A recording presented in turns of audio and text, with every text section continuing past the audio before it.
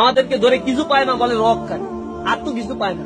Rock কাটে কোথায়? খুলনায় জিজ্ঞাসা করে বলে রাজশাহী যে ওই একই প্রশ্ন, ভাই রক কাটে না? আমরা তো এখন সারা দেশ ঘুরি, তো রাজশাহী তো বলে ভাই রক কাটে শিবির। কোথায় রক কাটে? বলছে ওই শুনছি দিনাজপুরে কাটে। দিনাজপুরে যে একই প্রশ্ন, কই কাটে রক? বলে ওই চিটাগাঙে কাটে। চিটাগাঙে গিয়ে বলছে কই কাটে? বল সিলেটে কাটে। সিলেটে গিয়েও এইবার সাধারণ ছেলেদের প্রশ্ন, ভাই শিবির নাকি রক কাটে? কই কাটে বলো? কারো কোনো ডকুমেন্টস নাই রক কাটে, অথচ পত্রিকায় নিউজ খুঁজলে ছাত্রলীগ রক কেটে দিচ্ছে আর এক ছাত্রলীগ নেতার, এই নিউজের অভাব। এটা ব্লেম দেওয়া হয়, আর কোন ব্লেম তো পায় না ছাত্র শিবিরের নামে। আর ছাত্র শিবির যদি ক্যাম্পাসে গুলোতে থাকে, ছাত্র শিবির যদি রাষ্ট্র ক্ষমতা পর্যন্ত চলে যায়, তাহলে তারা যে দর্শন করে, চাঁদাবাজি করে, ছিনতাই করে, মাদকের অভয়ারণ্য তৈরি করেছে, একাধিক মেয়ের সাথে শারীরিক সম্পর্ক করে, সব বন্ধ হয়ে যায়। অশ্লীলতা বেহায়াপনা করতে পারবে না, এই জন্য ছাত্র শিবিরকে তারা পছন্দও করে, এই জন্য তারা আমাদেরকে শত্রু মনে করে। তবে আমরা তাদেরকে শত্রু মনে করি না। উহারা প্রচার করুক হিংসা বিদ্বেষ আর নিন্দাবাদ, আমরা বলিব সাম্য শান্তি, এক আল্লাহ জিন্দাবাদ। আমরা আল্লাহর প্রশংসা করি, কারো পিছনে লেগে থাকে আমাদের কাজ। আমাদের কাজ হচ্ছে মানুষকে সুশীতল ইসলামের বাণীর দিকে আহ্বান জানানো। আহ্বান তোমাদেরকে আজকে জানালাম। যাদের ভালো মনে হয় এই আন্দোলনের পথে আসো, এটা নবী রাসূলের দেখানো পথ। নবী রাসূলের সাথে জান্নাতে যেতে গেলে এই রাস্তায় তোমাকে আসতেই হবে। যদি ভালো না লাগে, নিজে একটা দল খুলে নিয়ে বসো। ইসলামী আন্দোলন তাও তোমাকে করতে হবে, ইসলাম প্রতিষ্ঠার জন্য দাওয়াতি কাজ তোমাকে করতে হবে। তোমাকে পশু পাখি করে তৈরি করা হয়নি যে দুনিয়াতে তুমি খাই দাই ফুর্তি করে দুনিয়া থেকে সময় শেষ হয়ে গেলে চলে যাবা। এটা পশু পাখির কাজ। একটা পশু পাখির চাইতে একটা মানুষকে আশরাফুল মাখলুকাত করে স্পেশালিটি দেওয়া হয়েছে, যে তাকে আল্লাহ চিন্তার খোরাক দিয়েছে এবং নবী রাসূল পাঠিয়ে তাদেরকে একটা গাইডলাইন আল্লাহ রাব্বুল আলামিন দিয়েছে, যেটাকে কোরআন বলা হয়। আমরা সেটাকে পড়বো, জীবনকে গঠন করব। আজকে যারা এখানে উপস্থিত হয়েছি তাদের সবাইকে আমরা সে আহ্বান জানাই।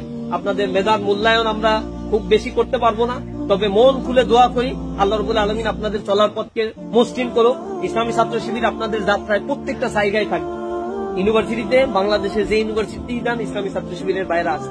শুধু বাংলাদেশ না, পৃথিবীর যে বিশ্ববিদ্যালয়ে যান, সে পৃথিবীর ওই আটলান্টিকের ওই পারে গিয়ে কানাডার ওই মাথায় গেলেও ছাত্র শিবিরকে পাবেন। আবার ইন্দোনেশিয়ার ওই বালি প্রদেশে গিয়েও ইসলামী ছাত্র শিবিরকে পাবেন। অস্ট্রেলিয়াতেও পাবেন, আর জার্মানিতেও পাবেন, ফ্রান্সেও পাবেন, স্পেনেও পাবেন, চায়নায়ও পাবেন। পৃথিবীর এমন কোন দেশ নাই যে দেশে ইসলামী ছাত্র শিবিরের ভাইদেরকে আপনারা পাবেন। আলহামদুলিল্লাহ, এরকম মানুষগুলো হায়ার স্টাডি করতে প্রত্যেকটা ইউনিভার্সিটিগুলোতে, পৃথিবীর বিভিন্ন জায়গায় ইউনিভার্সিটির টিচার হয়ে তারা দক্ষতার সাথে কাজ করে যাচ্ছে। যেখানেই যান পৃথিবীর অথবা দেশের, ইসলামী ছাত্র শিবির আপনাদের কোচিং এর সাপোর্ট হোক, মেধাবীদেরকে অর্থনৈতিকভাবে যেভাবেই হোক আমরা চেষ্টা করি তাদের পাশে যতটুকু সামর্থ্য অনুযায়ী ছাত্র সংগঠনের সামর্থ্য নিয়ে আমরা দাঁড়ানোর চেষ্টা করি। আপনাদেরকে আপনাদের ভবিষ্যতের জন্য আমরা আল্লাহ রাব্বুল আলামিনের কাছে আপনাদের জন্য দোয়া করি। আল্লাহ রাব্বুল আলামিন আপনাদেরকে এই জাতির জন্য কল্যাণময় করে তৈরি করুক। এই জাতির দুর্নীতির বিরুদ্ধে আপনাদেরকে সত্যার হওয়ার তৌফিক দান করুন। এই জাতির অশ্লীলতা বেহায়াপনার বিরুদ্ধে একজন আদর্শ নৈতিকতা সম্পন্ন চরিত্রবান মানুষ হিসেবে আপনাদেরকে আল্লাহ কবুল করুন। কোন মেয়েদের হোস্টেলে এতিমের মতো দাঁড়াবেন না। এতিম হয়ে দাঁড়ানোর জন্য আল্লাহ আপনাকে দুনিয়ায় পাঠায় নাই। মুসলমানদের সন্তানের দায়িত্ব নয় নিজের যৌবনের সবচেয়ে উত্তাল সময়গুলো কোন অশ্লীলতা বেহায়াপনা কোন মহিলা হোস্টেলের সামনে গিয়ে সময় কাটান। মুসলমানদের এটা দায়িত্ব নয় যুবক বয়সে সিগারেটের ধোঁয়ায় নিজেদের জীবনকে উজাড় করে দিয়ে বলে এটাই হচ্ছে শান্তি। এই শান্তির দিকে মুসলমানদের ছোটা মোটেও কাম্য নয়। এটা ধোঁয়া নিলেন মানে জীবনকে আপনি ধ্বংস করে দিলেন, সমাজ থেকে ডিটাচ হয়ে গেলেন। আদর্শ মানুষ কেউ বলবে না আপনাকে। একটা সিগারেট খোরকে আপনার নিজের বাবাও বলবে না যে আমার সন্তানটা ভালো। একটা সিগারেট খোরকে এই সমাজে কেউ গ্রহণ করতে চায়। সুতরাং কি কারণে অশ্লীলতার দিকে আপনি ছুটছেন? নিজের জীবনকে নষ্ট করে ফেলছেন, যৌবনকে নষ্ট করে ফেলছেন।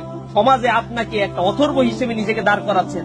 ওই যে পচা পেট পচা পশ্চিমা সংস্কৃতি আর তাদের দেয়া দোসরদের চিন্তা চেতনা আমরা কখনোই লালন করব না।